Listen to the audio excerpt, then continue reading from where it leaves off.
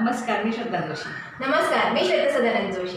श्वेतागड YouTube चॅनलवर तुम्हा सर्वांचे खूप खूप स्वागत आहे. आशा भोसलेची सेगमेंटमध्ये आता आम्ही पुढील गाणे सादर करण्याचा प्रयत्न करत आहोत. गाण्याचं नाव आहे ये मेरा दिल. तर हे गाणे तुम्हाला कसे वाटले ते आम्हाला कमेंट बॉक्समध्ये नक्की सांगा.